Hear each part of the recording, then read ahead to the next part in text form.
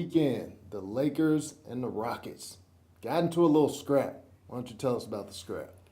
I think it's good for the NBA. Good for the NBA. You know, people are often saying that, you know, the NBA is soft nowadays. Right. And you know, back in the day, you know, you just got a personal foul if you punch somebody in the face, you know? Right. Basketball is a physical sport, and, you know, those guys, Rajon Rondo and Chris Paul, they're the epitome of toughness and digging in, personality-wise. If you think about it, the median height in the NBA is, 6'7" now? Right.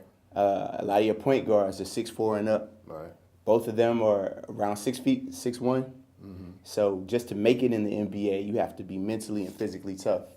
And they don't like each other either. Right. That doesn't help. Yeah, they have a history where they've gotten to some little skirmishes. Hasn't come quite this far, but I think that's been brewing for some years. Yeah. And the odd thing is that it was Brandon Ingram that really kicked everything off. You know, he got that shoulder from James Harden. Yeah. Didn't like that, pushed Harden, and it was hilarious because Harden just looked at him like, "What are you doing? Like, Right. why would you do that to me?"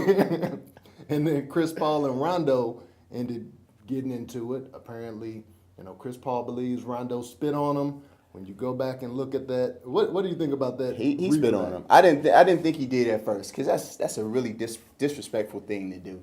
If you want to get into a fight, the two things that start a fight instantaneously are to spit on somebody and to push him in their face. And that's exactly what happened. Both One guy of those things spit, happened, the right. other guy pushed the guy in the face, and then it was on.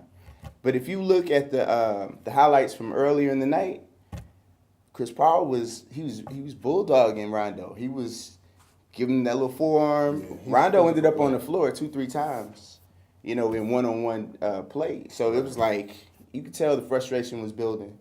And yeah, that was like the final straw.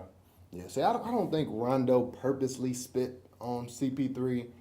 When you look at it, he didn't hawk that loogie. He didn't dig deep from into his nasal cavity. He just looked like sweat was coming down his mouth. He just kind of blew it off.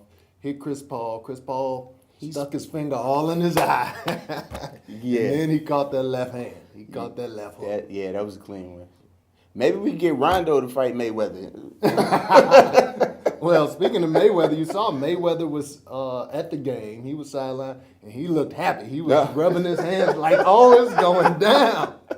So that was amazing. Yeah. Chris Paul did get a shot in, as the referee was pulling Rondo away. Right. And so you could tell we're excited about it. No, kids, if you're watching, you shouldn't be fighting.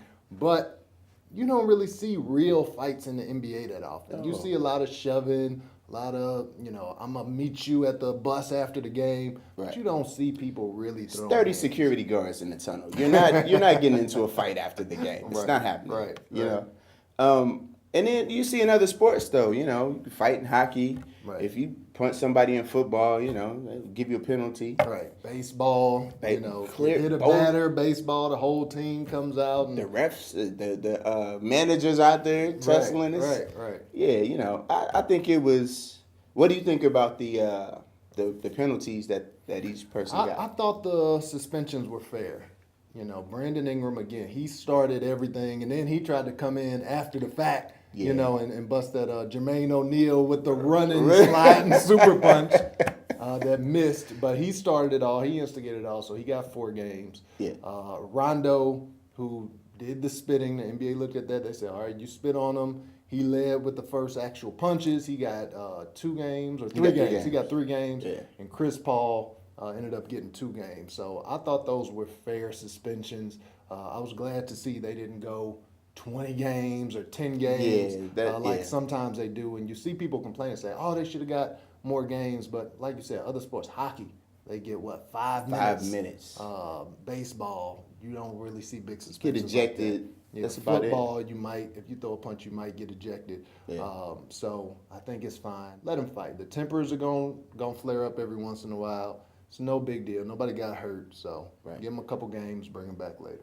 And if you go back to the even as far as the 90s, you think about it, it's the big man's job to protect, Right. the smaller players. That's how it's always been. That's why you had the Harrington brothers Right. in the Indianapolis Pacers. Right. You had Charles Oakley. Oakley. Yeah, you had Was these the big enforcer. guys. That was their persona. They Right. weren't always the best players, but they were tough guys. They brought a age of toughness to their team, and that's missing these days. Right.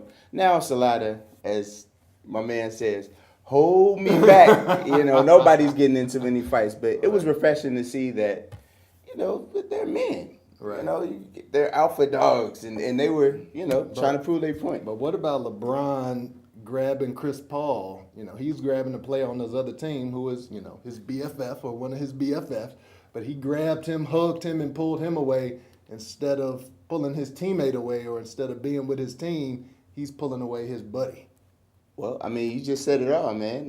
You got coworkers and you got friends, and that's a difference. You know what I'm saying? That's somebody he's known a large portion of his life, and that's his friend. He was making sure he didn't get in any more trouble.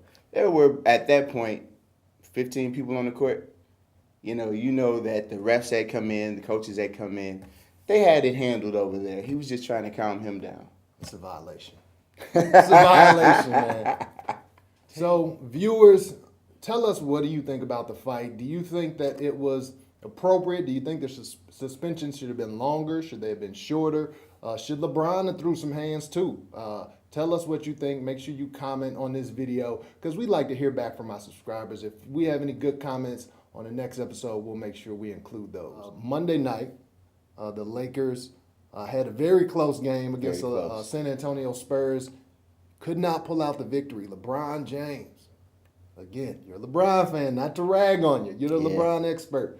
LeBron James hit a shot to send them into overtime, but ended up missing 2 free throws with like 6 seconds left, and missed a jump shot that could have won them the game at the buzzer. What do you think about that?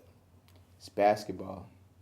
Any shot is an inch to the left or right of going in once you get to that level. That being said, you do have to make your free throws. That's important. That's fundamental. Right. You know what I'm saying? But historically, he's 70 in the 70s, 70% as far as his free throw shooting. So I mean, it's not a surprise that he missed. You know what I'm saying? Mm-hmm. Bottom line is, if you play better defense, you don't get to overtime.